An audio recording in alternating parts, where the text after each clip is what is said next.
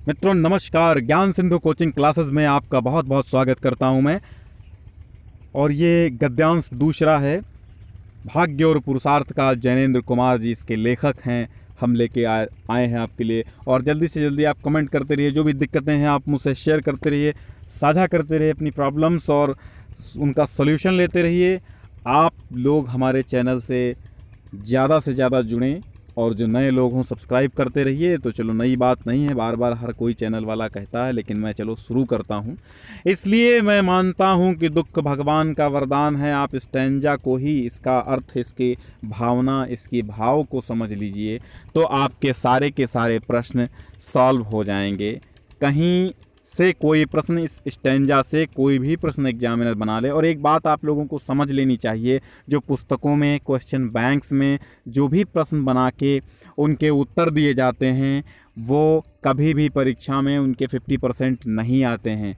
क्योंकि 50% क्वेश्चन तो आ जाते हैं बुक से, लेकिन 50% जो एग्जामिनर होता है, जो पेपर बनाने वाला होता है, वो स्वयं से अपने स्टैंजा से या पैसेज से, यानी गद्यांश और पद्यांश दोनों से वो अपने हिसाब से क्वेश्चन बना लेता है। कहीं मीनिंग पूछ लेगा, कहीं आशय पूछ लेगा, कहीं अंडरलाइन के अलावा किसी पंक्ति का अर्थ पूछ लेगा, कहीं किसी का शब्दार्थ पूछ लेगा।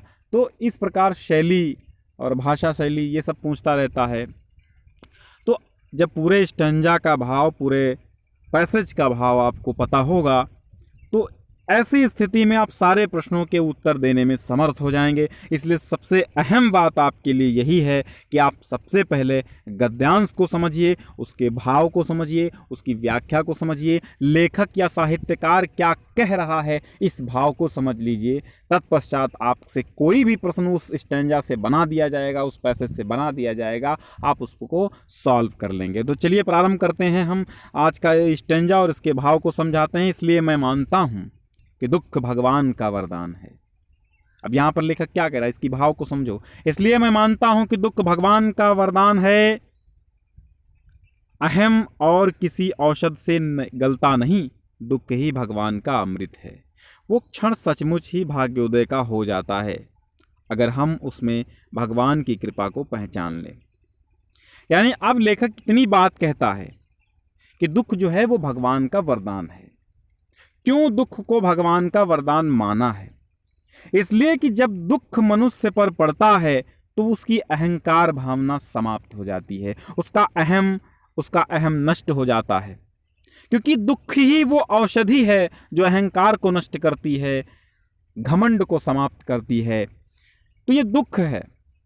इसलिए यहाँ पे साहित्यकार जैनेंद्र कुमार जी कहते हैं कि मैं दुख को ही भगवान का वरदान मांगता हूँ और किसी वस्तु को नहीं मानता हूँ। क्योंकि जो दुख होता है वो ऐसी औषधि है जिससे अहम भावना नष्ट होती है। भगवान का अमृत समझ लीजिए, जो भगवान अमृत बरसाता हम पर जब दुख देता है, यानी कि हमारे अहंकार और विकार और दूसरों के प्रति जो ईर्ष्या होती है वो समाप्त हो जाती है दुख पड़ते ही।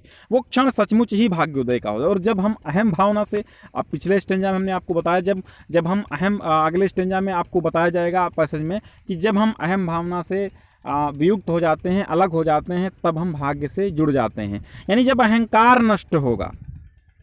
अब इसमें यही बता रहे हैं कि वो क्षण सचमुच ही भाग्योदय का हो जाता है। कौन सा क्षण? जब अहंकार भावना नष्ट हो जाएगी, तब वो क्षण सचमुच ही सुख का क्षण होगा। सुख का क्यों होगा? जब दुख आएगा तो आपका अहंकार समाप्त हो जाएगा, और जब आपका अहंकार समाप्त हो जाएगा तो आपका भाग्योदय हो जाएगा। वही भगवान की कृपा है। और अगर हम उस भगवान की कृपा को पहचान लें तो उस क्षण ये सरल हो जाता है कि हम अपने से मुड़े और भाग्य के सम्मुख हो। तब ये समझ में आ जाता है कि हम अपने से मुड़ गए हैं, यानी हम अपनी भावना से समाप्त हो गए। मतलब अहम भावना कि मैं ही सब कुछ हूँ, मेरे लिए ही सब कुछ सब करें, मैं किसी के लिए नहीं करूँ, लोग मेरे लिए बने हुए हैं। तो ये भावना नष्ट हो जाती है। हम अपने से मुड़े और भाग्य के सम्मुख हो जाएं। जिस प्रकार यहाँ पे आशय ये है कि जिस प्रकार सूर्य की तरफ पृथ्वी मुख करती है तो उजाला होता है, उसी प्रकार जब हम अपने से विमुख हो जाते हैं और भाग्य की तरफ मुख कर देते हैं तो भाग्य सम्मुख हो जाता है। बस इस सम्मुखता की देर है कि भाग्योदय हुआ रखा है। असल में उदय उसका क्या होना है, उसका आलोक तो कण कण में व्याप्त है, सदा सर्वदा ही, क्योंकि भाग्य कभी नष्ट नहीं होता। जैसे सूर्य कभी समाप्त नहीं होता, खत्म नहीं होता है, वो केवल थोड़ी देर के लिए डूब जाता है, पृथ्वी के पृष्ठभूमि में चला जाता है, पृथ्वी के पीछे चला जाता है, इसलिए दिन नहीं रह जाता। ठीक उसी प्रकार भाग्य कहीं समाप्त नहीं होता, भाग्य कभी नष्ट नहीं होता, उसका आलोक, उसका प्रकाश तो कण कण में व्याप्त सदा सर्वदा ही है। उस आलोक के प्रति खुलना हमारी आंखों का हो जाए, बस उसी की प्रतीक्षा है। यानी वो आलोक, वो उजाला, आलोक का अर्थ क्या है, प्रकाश या उजाला, तो फैला हुआ है, बस हमें देखना है, हमारी आंखें खोल के हमें देखना है। साधना और प्रयत्न सब उतने मात्र के लिए हैं। प्रयत्न और पुरुषार्थ का कोई दूसरा लक्ष्य मानना बड़ी भूल है। करना होगा, ऐसी चेष्टा व्यर्थ ही सिद्ध होगी। ठीक है, ऐसी चेष्टा व्यर्थ ही सिद्ध होगी। यानी प्रयत्न और पुरुषार्थ का कोई दूसरा लक्ष्य, प्रयत्न और पुरुषार्थ का यहाँ पर लक्ष्य क्या होगा, यहाँ पर लक्ष्य भाग्योदय होगा। जब हम प्रयत्न करेंगे तभी हम पुरुषार्थ करेंगे, और जब पुरुषार्थ करेंगे तभी हमारी भाग्य का उदय होगा। चलिए इससे संबंधित अब प्रश्नों को समझ लेते हैं। यह है गद्यांश 2 के, इसी गद्यांश के प्रश्नोत्तर। चलिए हम उत्तर बताते हैं। गद्यांश का संदर्भ लिखिए। तो गद्यांश का संदर्भ लिखना सभी जानते हैं, या तो वो पूछेगा कि गद्यांश के पाठ का नाम और गद्यांश के लेखक का नाम बताइए, या आपसे संदर्भ कह देगा। यही मेन बात है, ये प्रश्न जरूर पूछेगा। और रेखांकित अंश की व्याख्या पूछेगा। तो इसलिए आपको समझना यह है कि रेखांकित अंश कौन सा वो रेखांकित कर ले, कौन सा अंडरलाइन कर ले उस पैसेज से, ये नहीं पता है। इसलिए पूरे स्टैंजा का, पूरे गद्यांश का आपको भाव, अर्थ, मीनिंग समझ में आने चाहिए। इसीलिए मैं मुख्य आपको पैसेज दूंगा। ठीक है, जब मुख्य पैसेज ही, हाँ आप कमेंट करते रहिए। हाँ जी बताइए, आप देख रहे हैं बहुत लोग, बहुत अच्छे बहुत अच्छे। हाँ, तो रेखांकित अंश की व्याख्या कीजिए, जो भी रेखांकित उसकी। अब चेष्टा का अर्थ क्या होगा, चेष्टा क्या है, चेष्टा माने क्या, चेष्टा माने प्रयत्न। ठीक है, तो चेष्टा का अर्थ प्रयत्न, ये आप नोट कर लीजिए। व्यक्ति के भाग्योदय का क्षण कौन सा होता है, अब व्यक्ति के भाग्योदय का क्षण कौन सा होता, आइए स्टंजा में, व्यक्ति के भाग्योदय का क्षण कौन सा होता है, जब व्यक्ति अहम से वियुक्त हो जाता है, जब वो भगवान की कृपा को पहचान ले, बस उसी समय उसका भाग्योदय हो जाता है।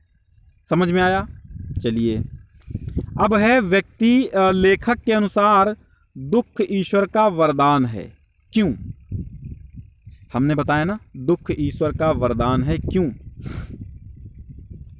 क्योंकि जो अहम भाव है वो किसी और औषध से नहीं गलता, इसलिए दुख ही भगवान का वरदान है, भगवान का अमृत है, और वो ही हमें भाग्योदय की तरफ सम्मुख ले जाता है। अगला प्रश्न है, यदि भगवान की कृपा को पहचान ले तो वो क्षण सचमुच किसका होता है, वो क्षण सचमुच किसका होता है, तो वो क्षण भाग्योदय का हो जाता है। ठीक है, दुख को लेखक क्या मानता है, तो दुख को भगवान का वरदान मानता है। ठीक है, वरदान मानता है, भगवान का वरदान, जो किसी भी औषध से नहीं गलता, जो किसी भी औषध से नहीं गलता, वो क्या है, अहम।